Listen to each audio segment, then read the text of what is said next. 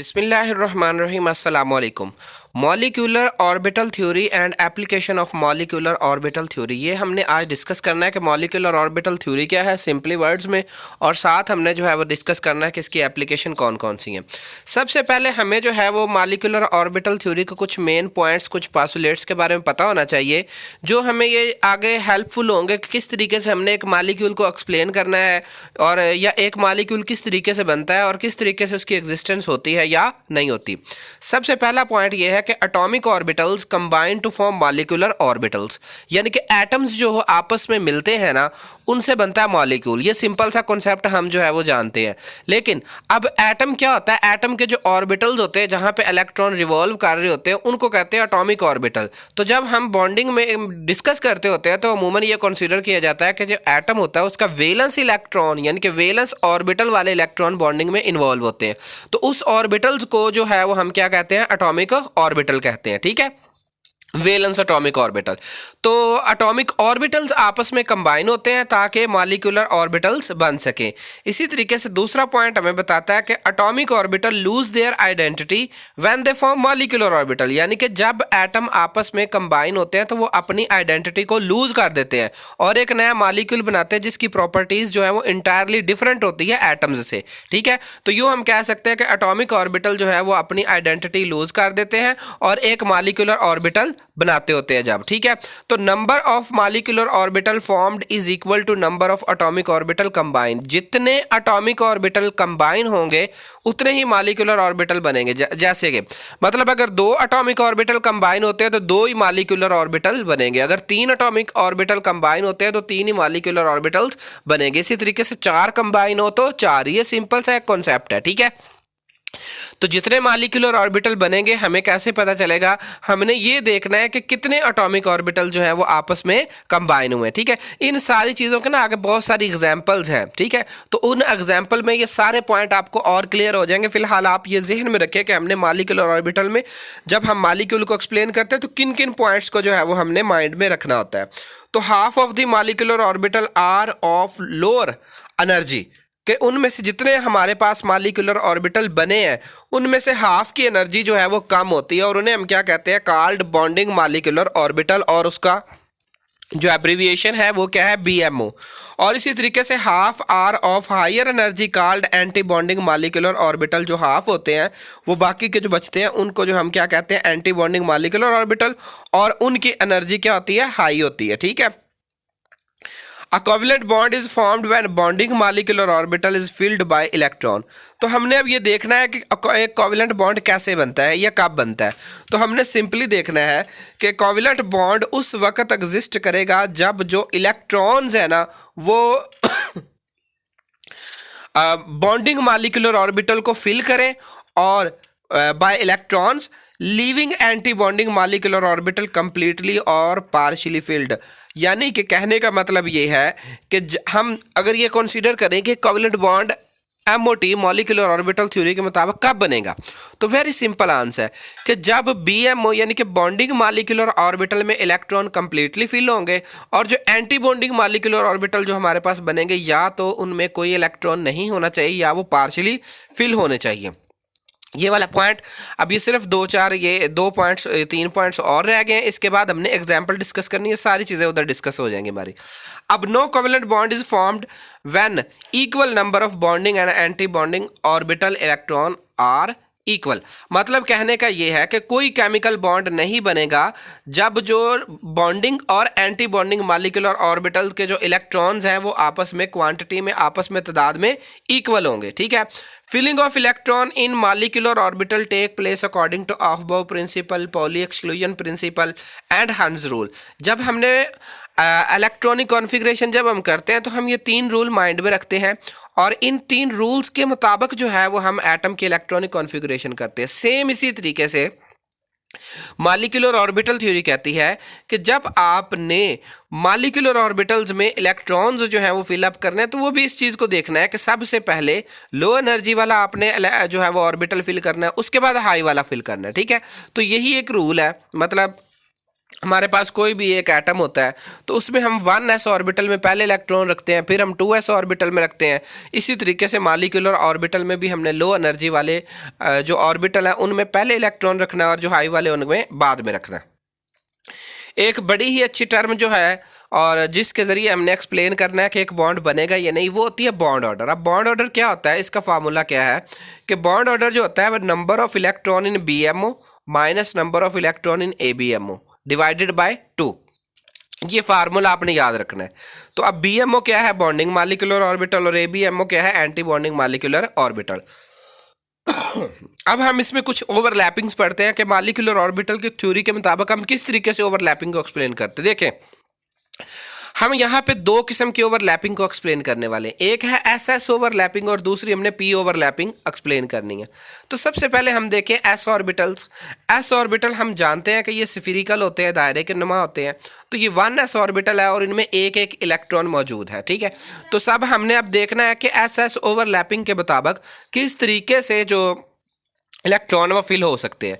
तो पहला कॉन्सेप्ट क्या था कि atomic orbital combine to form molecular orbital, और दूसरी बात ये हमने पढ़ी थी कि number of molecular orbital is equal to number of atomic orbital combine. अब यहाँ पे हमारे पास दो एटॉमिक ऑर्बिटल है, तो हमारे पास MOT के मेन पॉइंट्स जो हमने उसके पढ़े हैं, जो उसके पासुलेट के मुताबिक कि जितने एटॉमिक ऑर्बिटल होंगे उतने ही मॉलिक्यूलर ऑर्बिटल बनेंगे। तो अब यहाँ पर हमारे पास दो एटॉमिक ऑर्बिटल है, तो हमारे पास दो जो है वो मॉलिक्यूलर ऑर्बिटल भी बनेंगे। अब सबसे पहले इलेक्ट्रॉन जो है वो लो एनर्जी वाले में जाएगा। ये एनर्जी का एरो हम देख रहे हैं आप नीचे से ऊपर, कि ऊपर की जानिब एनर्जी जो है वो इंक्रीज कर रही है। तो सबसे पहले BMO में इलेक्ट्रॉन आएंगे, ठीक है, जिसको हम बॉन्डिंग मॉलिक्यूलर ऑर्बिटल कहते हैं। तो दो इलेक्ट्रॉन है तो दोनों के दोनों जो है वो BMO में आ जाएंगे। अब ये भी हम जानते हैं कि एक एटॉमिक ऑर्बिटल में मैक्सिमम नंबर ऑफ इलेक्ट्रॉन कितने होते हैं, वो 2 होते हैं। सेम एज जो मॉलिक्यूलर ऑर्बिटल होता है उसमें भी मैक्सिमम नंबर ऑफ इलेक्ट्रॉन जो है वो एक ऑर्बिटल में कितने रह सकते हैं, 2 रह सकते हैं। तो हमारे पास 2 S इलेक्ट्रॉन थे और वो दोनों आपस में कंबाइन होते हैं, और कंबाइन होने के बाद जो है वो क्या होता है कि BMO में आ जाते हैं। अब हमारा जो ABMO है, जिसे हम कहते हैं एंटी बॉन्डिंग मॉलिक्यूलर ऑर्बिटल, वो एम्प्टी रह जाएगा, ठीक है। वो इसकी जो डिस्क्रिप्शन है MOT के मुताबिक, ये कुछ इसके डायग्राम जो है वो आपकी स्क्रीन पर शो हो रही है। इसी तरीके से अब PP ओवरलैपिंग है। अब PP ओवरलैपिंग दो किस्म की है। सबसे पहले हम पढ़ेंगे हेड ऑन ओवरलैपिंग। ये एनर्जी एरो बना है हमारे पास, ये कोई भी 2p ऑर्बिटल्स हैं, इनमें जो है वो एक एक इलेक्ट्रॉन है। अब दो एटॉमिक ऑर्बिटल है तो कितने मॉलिक्यूलर ऑर्बिटल बनेंगे, वो भी 2 बनेंगे। तो सबसे पहले लो एनर्जी वाला बनेगा, उसकी जो डिस्क्रिप्शन है, उसकी जो डायग्राम है वो आपके स्क्रीन के सामने है, जिसे हम सिग्मा बॉन्डिंग मॉलिक्यूलर ऑर्बिटल कहते हैं और sigma star anti bonding molecular orbital कहते हैं। अब यहाँ से हमें एक कॉन्सेप्ट क्लियर हो गया कि जब p ऑर्बिटल की हेड ऑन ओवरलैपिंग होगी तो सिग्मा बॉन्ड बनेगा। ये बात आपने जहन नशीन रखनी है कि हेड टू हेड ओवरलैपिंग जो होती है वो हमें सिग्मा बॉन्ड देती है, ठीक है। अब ये हेड ऑन ओवरलैपिंग है p ऑर्बिटल की, तो लिहाजा p ऑर्बिटल अगर हेड ऑन ओवरलैपिंग जाता है तो उसमें कौन सा बॉन्ड बनेगा, वो सिग्मा बॉन्ड बनेगा। इसी तरीके से side way overlapping energy order आपके सामने है। अब साइड वे ओवरलैपिंग में देखें कि हमारे पास दो एटॉमिक ऑर्बिटल हैं। अब ये दो एटॉमिक ऑर्बिटल आपस में कंबाइन होंगे तो कितने बनेंगे, 2 मॉलिक्यूलर ऑर्बिटल बनेंगे। तो अगर ये साइड वे ओवरलैपिंग करते हैं और इनमें इलेक्ट्रॉन्स जो हैं वो सबसे पहले लो एनर्जी में जाते हैं तो ये पाई बॉन्डिंग मॉलिक्यूलर ऑर्बिटल बनेगा। लेकिन इसके साथ एक और हाई एनर्जी वाला बनेगा, वो कौन सा होगा, वो pi star anti bonding molecular orbital बनेगा। मतलब अगर जो p ऑर्बिटल है वो साइड वे ओवरलैपिंग जाता है तो हमें कौन सा बॉन्ड जो है वो हमारे पास रिजल्ट होता है, वो होता है पाई बॉन्ड। अब एग्जांपल शुरू हो जाती है। सबसे पहले हमारे पास है H2 मॉलिक्यूल। अब H2 मॉलिक्यूल पहले हम इंक्रीजिंग एनर्जी ऑर्डर देख ले कि नीचे से ऊपर एनर्जी इंक्रीज हो रही है। तो ये 1s है। हम जानते हैं हाइड्रोजन की इलेक्ट्रॉनिक कॉन्फ़िगरेशन जो होती है वो 1s होती है। तो ये 1s एटॉमिक ऑर्बिटल जो है वो हाइड्रोजन एक का है और ये हमारे पास दूसरा हाइड्रोजन एटम है। अब ये दो एटम्स हैं, इनके कितने ऑर्बिटल्स होंगे, 2 एटॉमिक ऑर्बिटल। अब ये 2 एटॉमिक ऑर्बिटल मिलकर आपस में कितने मॉलिक्यूलर ऑर्बिटल बनाएंगे, वो भी 2 बनाएंगे। तो एक जिसकी एनर्जी लो होगी और एक जिसकी एनर्जी हाई होगी। अब इलेक्ट्रॉन पहले किसको फिल करेंगे, जिसकी एनर्जी लो होगी। तो सबसे पहले इलेक्ट्रॉन आएंगे और लो एनर्जी मॉलिक्यूलर ऑर्बिटल को फिल करेंगे, जिसे हमने क्या कह देना है कि ये सिग्मा 1s है, क्योंकि हाइड्रोजन के जो है वो दोनों हाइड्रोजन उसका जो है वो 1s ऑर्बिटल इन्वॉल्व हो रहा है, तो लिहाजा इसको हम कहेंगे सिग्मा 1s H2 मॉलिक्यूल जो है वो एग्जिस्ट मतलब जो है वो फॉर्मेशन हुई है। और ये नीचे वाला ऑर्बिटल क्या कहलाएगा, BMO, जबकि ऊपर वाले ऑर्बिटल को क्या हम कहेंगे, ABMO, और उसका नाम क्या है, सिग्मा स्टार 1s। ठीक है, अब एंटी बॉन्डिंग जो मॉलिक्यूलर ऑर्बिटल जितने भी हैं MOT में, वो हमने स्टार का ऊपर जो है ना वो इजाफा करके हमने थोड़ा सा एक्सप्लेन, मतलब सिग्मा है तो सिग्मा स्टार, पाई है तो पाई स्टार। अब इस मॉलिक्यूल को हमने एक्सप्लेन करना है, किस तरीके से करेंगे। सबसे पहले हमने बॉन्ड ऑर्डर निकालना है। अब बॉन्ड ऑर्डर क्या है कि number of electron in BMO minus number of electron in ABMO। तो H2 के मॉलिक्यूल में BMO में तो 2 इलेक्ट्रॉन आ रहे हैं, लेकिन ABMO क्या है, 0 है, उसमें कोई इलेक्ट्रॉन नहीं आ रहा। तो 2 - 0 इज इक्वल टू क्या हो जाएगा, 2/2, ये कट गया, तो उसके बाद क्या आएगा हमारे पास, बॉन्ड ऑर्डर 1। अब कुछ और, bond order 1 indicate H2 has 1 bond pair. सबसे पहले बॉन्ड ऑर्डर ने हमें क्या बताया कि जितना बॉन्ड ऑर्डर होता है उतने ही जो है वो उसमें बॉन्ड पेयर होंगे, क्योंकि बॉन्ड ऑर्डर 1 है तो H2 में एक बॉन्ड ऑर्डर जो है ना बॉन्ड पेयर बनेगा। There is a single bond between 2 H atoms in H2। दूसरी बात, जितना बॉन्ड ऑर्डर होगा उतने ही कोवेलेंट बॉन्ड होंगे। अगर बॉन्ड ऑर्डर 1 है, जैसे कि हाइड्रोजन में इधर आया, तो इसमें जो है वो कौन सा बॉन्ड होगा, सिंगल बॉन्ड होगा। तो H2 is a stable molecule, it will exist. ये हमारे पास रिजल्ट निकलेगा कि बॉन्ड ऑर्डर अगर 0 नहीं आता, कोई भी डिजिट आ जाता है, 1, 1.5, 2, 3, कोई भी आ जाता है, तो इसका मतलब मॉलिक्यूल क्या होगा, स्टेबल होगा। एनर्जी ऑर्डर अब हमने लिखना है। अब एनर्जी ऑर्डर हमने कैसे लिखना है, एनर्जी ऑर्डर हमने ना नीचे से स्टार्ट करना होता है, यहाँ से। सबसे पहले हमने BMO में देखने हैं, शुरू से इधर से। तो BMO में हमारे पास इलेक्ट्रॉन कितने हैं, 2 है। ठीक है, अब ये कौन से ऑर्बिटल का नाम क्या है, सिग्मा 1s। कितने इलेक्ट्रॉन है, 2 है, तो इसलिए हमने इसको क्या लिख देना, सिग्मा 1s स्क्वायर। मतलब ये स्क्वायर ज़ाहिर कर रहा है कि इसमें 2 इलेक्ट्रॉन है, जबकि हमारे पास ये ABMO क्या था, एम्प्टी था, तो लिहाजा हमने इसको एज इट इज़ लिख दिया। अब एनर्जी के लिहाज से एंटी बॉन्डिंग मॉलिक्यूलर ऑर्बिटल की एनर्जी ज़्यादा होती है, जबकि बॉन्डिंग मॉलिक्यूलर ऑर्बिटल की एनर्जी जो है वो कम होती है। ये बात आपने जहन नशीन रखनी है। देखिए, कोई भी हम थ्योरी पढ़ते हैं तो उसमें कुछ पॉइंट हमें जहन में रखने पड़ते हैं, तो यहाँ पर भी हमें जो है ना वो 4-5 पॉइंट जहन में रखने हैं। ठीक है, कि BMO की एनर्जी कम है जबकि ABMO की एनर्जी ज़्यादा होती है। सेकंड एग्जांपल है H2 मॉलिक्यूल। सबसे पहले एनर्जी देखें। अब H2 में जो है वो जो He है, हीलियम है, इसमें 2 इलेक्ट्रॉन होते हैं, तो 1s जो है वो एक हीलियम एटम, जबकि दूसरा कितने ऑर्बिटल है, 2। तो कितने मॉलिक्यूलर ऑर्बिटल बनेंगे, 2 बनेंगे। हाफ की एनर्जी यानी कि एक की एनर्जी कम होगी और एक की एनर्जी ज़्यादा होगी। अब हर हीलियम के एटम के पास 2 इलेक्ट्रॉन है। सबसे पहले एक एक आएंगे, तो वो हमारे पास जो है वो कौन से ऑर्बिटल में आएंगे, पहले नीचे वाले ऑर्बिटल में आएंगे और उसके बाद ऊपर वाले ऑर्बिटल में आएंगे। अब नीचे वाला ऑर्बिटल हमारे पास क्या कहलाएगा, BMO, जबकि ऊपर वाले ऑर्बिटल को हमने क्या कह देना है कि ये ABMO। ठीक है, तो नीचे वाला सिग्मा है जबकि ऊपर वाला सिग्मा स्टार। नीचे वाला बॉन्डिंग है, ऊपर वाला एंटी बॉन्डिंग है। तो बॉन्ड ऑर्डर हमारे पास कैलकुलेशन के बाद कितना आता है, 0 आता है। तो 0 बॉन्ड ऑर्डर क्या बताता है कि bond order 0 indicate He2 has 0 bond pair. इसमें कोई बॉन्ड पेयर नहीं है, इसमें 0 बॉन्ड पेयर है। दूसरा, there is no bond between 2 He atoms in He2 molecule, यानी कि हीलियम के मॉलिक्यूल के दरमियान किसी किस्म का बॉन्ड नहीं है। और तीसरा हमारे पास जो कंक्लूजन आएगा कि He2 is a unstable molecule, it will not exist, ये एग्जिस्ट नहीं करेगा। और फिर ये हमारा एंड पे क्या होगा, एनर्जी ऑर्डर होगा। यहाँ पे आप देखें तो सिग्मा स्टार के साथ के ऊपर हमने स्क्वायर लिखा हुआ है। उसकी वजह क्या है, क्योंकि यहाँ पे आप देखें कि सिग्मा स्टार में कितने इलेक्ट्रॉन है, 2 इलेक्ट्रॉन। तो जितने इलेक्ट्रॉन होंगे वो हम ऊपर मेंशन करेंगे। He2+ मॉलिक्यूल, अब इसमें देखें कि ये हमारे पास एक He मॉलिक्यूल है और एक दूसरा जो है वो है। अब He+ ज़ाहिर ये कर रहा है कि 2 हीलियम के जो एटम्स हैं उनमें से किसी एक के ऊपर पॉजिटिव चार्ज। अब पॉजिटिव चार्ज कब आता है, जब एटम इलेक्ट्रॉन लूज करते हैं। ठीक है, तो हमने ये कंसीडर किया कि इनमें से एक एटम जो है वो इलेक्ट्रॉन लूज कर चुका है, मतलब उसमें कितने इलेक्ट्रॉन है, 1 है। तो टोटल यहाँ पे हमारे पास दोनों एटमों को मिलाकर 3 इलेक्ट्रॉन बन जाते हैं। ठीक है, तो यहाँ पे अब हमने क्या करना है, देखना है कि ये 2 एटॉमिक ऑर्बिटल है, एक फील्ड है और एक हाफ फील्ड है, ये दोनों आपस में मिलेंगे तो दो मॉलिक्यूलर ऑर्बिटल बनेंगे। सबसे पहले इलेक्ट्रॉन किधर आएंगे, नीचे वाले लो एनर्जी वाले में आएंगे। तो अब यहाँ पे आप देखें टोटल हमारे पास कितने इलेक्ट्रॉन है, 3 इलेक्ट्रॉन है। 3 में से 2 कहाँ गए, BMO में, और एक कहाँ गया, ABMO में। ठीक है, अब हमें, आपको याद हो हमने एक पॉइंट पढ़ा था कि covalent bond will formed when number of electron in bonding molecular orbital is greater than number of electron in anti-bonding molecule। मतलब कि जो पहला हमने पीछे पॉइंट पढ़े थे उनमें से हमने एक बात पढ़ी थी कि जो एटॉमिक ऑर्बिटल, जो मॉलिक्यूलर ऑर्बिटल है ना, जिनकी एनर्जी लो है, जिनको हम बॉन्डिंग कहते हैं, वो कंप्लीटली फिल होने चाहिए।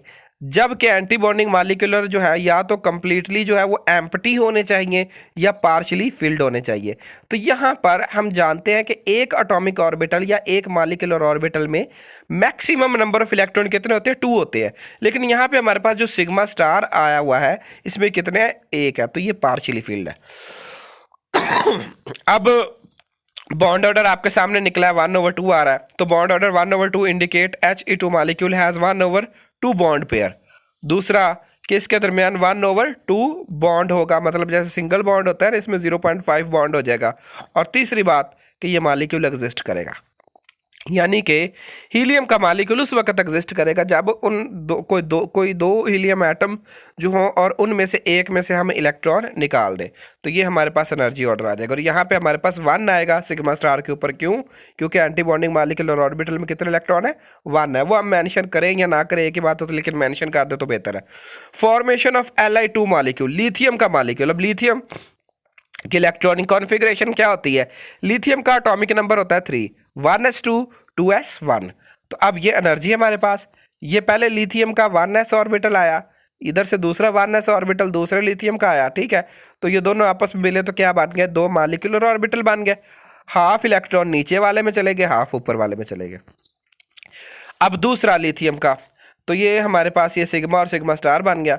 अब ये लिथियम का मॉलिक्यूल जो है ना, लिथियम का एटम दूसरा, मतलब इसका 2s ऑर्बिटल है, ये दूसरे लिथियम एटम का 2s ऑर्बिटल है। ये दोनों जब आपस में मिले तो इनके भी कितने मॉलिक्यूलर ऑर्बिटल बनेंगे, 2 ही बनेंगे। तो अब फिलिंग ऑफ इलेक्ट्रॉन क्या होगी, सबसे पहले लो एनर्जी में आएंगे, इसे हम क्या कहेंगे, सिग्मा 2s और BMO। इसी तरीके से सिग्मा स्टार ABMO। ठीक है,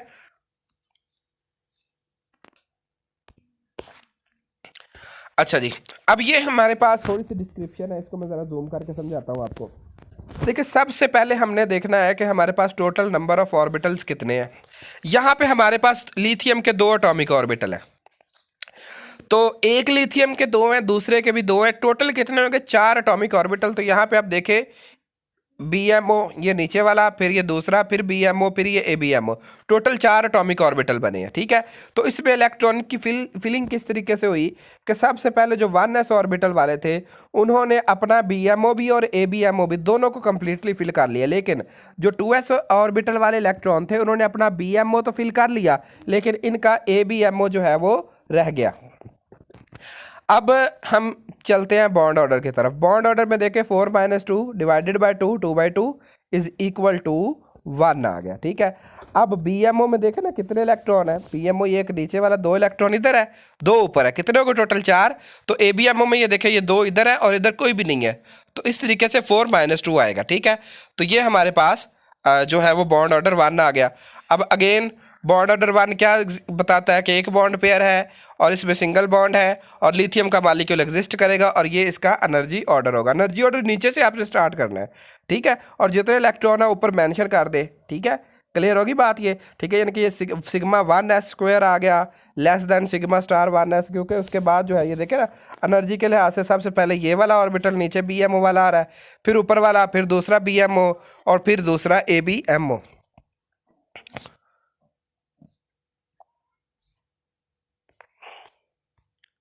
फॉर्मेशन ऑफ O2 मॉलिक्यूल। अब ऑक्सीजन का मॉलिक्यूल कैसे एग्जिस्ट करता है? सबसे पहले आप इसकी इलेक्ट्रॉनिक कॉन्फ़िगरेशन देख रहे हैं कि ऑक्सीजन में टोटल 8 इलेक्ट्रॉन होते हैं, 1s2 2s2 2px2 और 2py1 और 2pz1। ठीक है, टोटल ये 8 इलेक्ट्रॉन होंगे। अब यहाँ पे हम जानते हैं कि वैलेंस ऑर्बिटल बॉन्डिंग में हिस्सा लेता है। अभी हमने पीछे ना ये पढ़ा लिथियम का कि लिथियम का 1s2 ऑर्बिटल कंप्लीटली फिल्ड था, तो उसने अपना BMO भी कंप्लीटली फिल कर लिया और ABMO भी कंप्लीटली फिल कर लिया। यानी कि अगर हमारे पास एक से ज़्यादा ऑर्बिटल होंगे तो जो लोअर ऑर्बिटल होगा ना, मतलब इनर वाला ऑर्बिटल, वो अपना BMO भी और ABMO दोनों जो है वो फिल कर लेगा। लेकिन बॉन्डिंग में जो एक्सप्लेनेशन है वो हम किसकी? वैलेंस इलेक्ट्रॉन की करते हैं। लिहाजा यहाँ पे हम जो डिस्कस करेंगे बॉन्डिंग की वो 2s से लेकर आगे 2pz तक करेंगे। सबसे पहले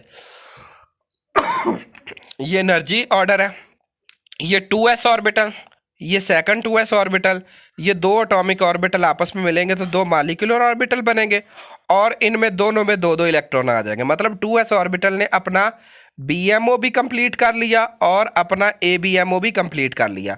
अब बारी आती है दूसरे की। अब ये 2p ऑर्बिटल है। अब 2p ऑर्बिटल हम जानते हैं कि आगे 3 ऑर्बिटल में डिवाइड होता है, 2px 2py 2pz। पीछे इलेक्ट्रॉनिक कॉन्फ़िगरेशन मैंने बताया है, सेम एज ये दूसरा आएगा। अब ये देखिए 3p ऑर्बिटल इधर है, 3 इधर है, टोटल कितने हो गए? 6। तो 6 ही मॉलिक्यूलर ऑर्बिटल बनेंगे।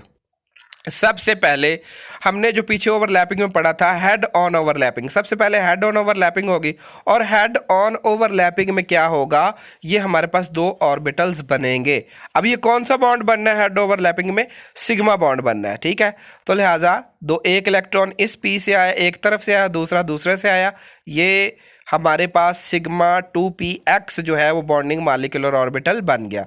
और इसी तरीके से अब दूसरा साइड वे ओवरलैपिंग हो जाएगी। ठीक है, मतलब ये कि पहले हेड ऑन ओवरलैपिंग हुई, अब साइड वे ओवरलैपिंग हुई और साइड वे ओवरलैपिंग से हमारे पास बनते हैं पाई बॉन्ड।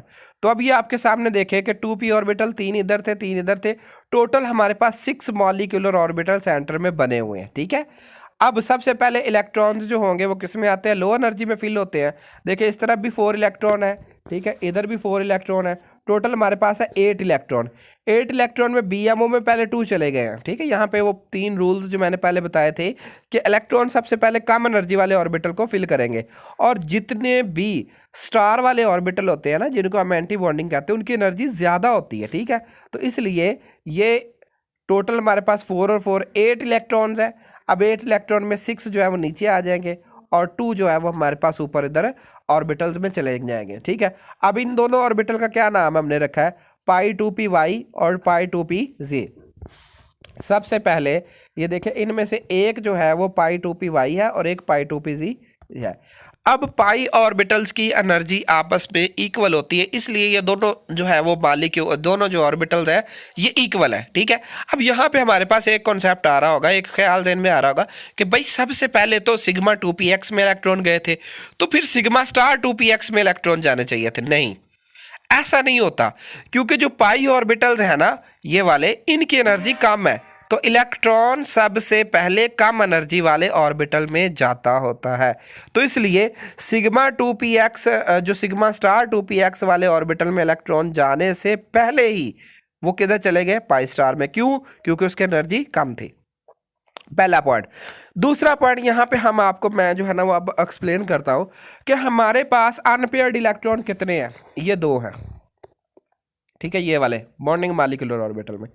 तो जब किसी भी मॉलिक्यूल में अनपेयर्ड इलेक्ट्रॉन आ जाते हैं ना, तो वो पैरामैग्नेटिक हो जाता है। 2 किस्म की प्रॉपर्टी होती है, एक होती है डायमैग्नेटिक और एक होती है पैरामैग्नेटिक। पैरामैग्नेटिक एक ऐसी प्रॉपर्टी होती है कि मटेरियल जो है वो मैग्नेट की तरफ अट्रैक्ट होता है, जबकि डायमैग्नेटिक ऐसी प्रॉपर्टी होती है कि मटेरियल मैग्नेट की तरफ अट्रैक्ट नहीं होता। अब पैरामैग्नेटिज्म किस वजह से है? पैरामैग्नेटिज्म जो है वो अनपेयर्ड इलेक्ट्रॉन की वजह से होती है। क्यों? अब देखें, जब भी एक इलेक्ट्रॉन रिवॉल्व करता है ना, तो उस वक्त वो इलेक्ट्रिक और मैग्नेटिक फील्ड जो है वो क्रिएट करता है। अगर 2 इलेक्ट्रॉन एक ऑर्बिटल में होंगे, तो फर्ज करें कि एक क्लॉकवाइज रिवॉल्व कर रहा है, उसकी जो फील्ड क्रिएट हो रही है, और एक जो है वो एंटी क्लॉकवाइज कर रहा है, उसकी फील्ड क्रिएट होगी। दोनों की फील्ड ऑपोजिट है, तो लिहाजा वो एक दूसरे को कैंसिल कर देंगे और मटेरियल जो है वो किसी किस्म की जो है वो अट्रैक्शन जो है वो मैग्नेट की तरफ शो नहीं करेगा। लेकिन अगर मटेरियल में अनपेयर्ड इलेक्ट्रॉन मौजूद होते हैं तो वो क्या होगा कि जो फील्ड क्रिएट हो रही है वो डिस्ट्रॉय नहीं होगी, वो कैंसल आउट नहीं होगी, तो मटेरियल जो है वो फिर मैग्नेट की तरफ कोई ना कोई बिहेवियर शो करेगा, क्योंकि ऑक्सीजन के मॉलिक्यूल में 2 अनपेयर्ड इलेक्ट्रॉन है, तो इस वजह से ये पैरामैग्नेटिक है। अब लास्ट ये इसके जो है ना बॉन्ड ऑर्डर देखे, 2 आया, 2 बॉन्ड ऑर्डर क्या इंडिकेट कर रहा है, ठीक है, वो ये इंडिकेट कर रहा है कि इसमें 2 बॉन्ड पेयर है, डबल बॉन्ड है और HO2 का मॉलिक्यूल स्टेबल है और there are 2 unpaired electron in O2 molecule presenting that O2 is paramagnetic molecule, जो मैंने आपको सारा एक्सप्लेन किया। ये इसका एनर्जी ऑर्डर है। एनर्जी ऑर्डर मैंने समझाया कि नीचे से आपने स्टार्ट करना होता है। Formation of N2 molecule. अब N2 की सबसे पहले हमारे पास नाइट्रोजन है, नाइट्रोजन की इलेक्ट्रॉनिक कॉन्फ़िगरेशन आपके सामने है। अब यहाँ पर हम अगेन इसके सारे वो ऑर्बिटल ड्रा करेंगे जैसे ऑक्सीजन के ड्रा किए थे, ठीक है, सेम एज इट इज़। तो इसका 2s ऑर्बिटल ने अपना बॉन्डिंग और एंटी बॉन्डिंग दोनों को क्या कर लिया, फिल कर लिया, सेम एज। अब 2p वाले ऑर्बिटल है, 3 है, 3 है, तो टोटल जो है ना ये इसी तरीके से ये देखें सिग्मा 2px और सिग्मा 2py बनेगा। लेकिन यहाँ पर एक छोटा सा डिफरेंस है, ये है कि इसके जो पाई ऑर्बिटल है ना उनकी एनर्जी इसके सिग्मा से कम होती है, ठीक है, तो जिसकी वजह से ये सिग्मा 2px के नीचे। अब पहले बॉन्ड सिग्मा ही बनता है, ये बात जहन में रखे। सबसे पहले हेड ऑन ओवरलैपिंग ही होती है, जो मैंने स्टार्ट में आपको तरतीब से समझाया बिल्कुल इसी तरीके से है कि सबसे पहले S वाला फिर P वाला 2 किस्म की शो करेगा। तो अभी इनमें हमने इलेक्ट्रॉन की फिलिंग करनी है, तो टोटल 6 इलेक्ट्रॉन है वो सारे के सारे BMO में आ जाएंगे, ठीक है।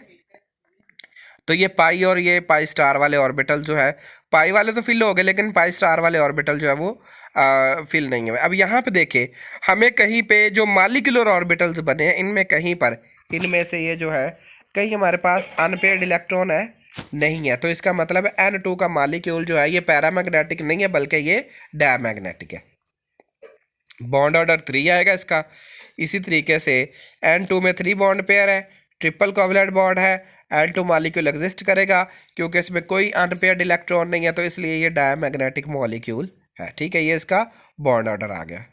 जज़ाकल्लाह जी। अगर आपको लेक्चर अच्छा लगा हो तो प्लीज़ चैनल को सब्सक्राइब ज़रूर कीजिएगा और आगे शेयर ज़रूर कीजिएगा। अल्लाह ताला आपके और मेरे रब में इजाफ़ा फरमाए।